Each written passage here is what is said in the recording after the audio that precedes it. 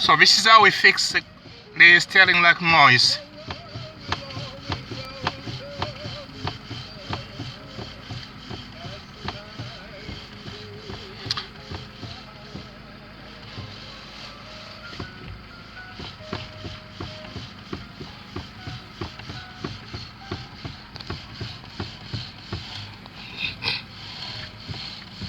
Okay, now the next video I'll show you how to fix.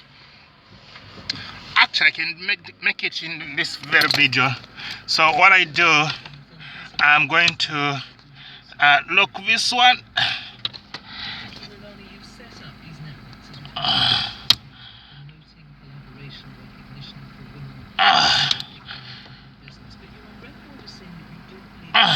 So I'm using a 13 socket and a 3/8 ratchet to tie up. After tying, the noise should go. Right, I'm just gonna put the camera away once I tie, because I need to tie. It's not easy. So let's put we'll do this one.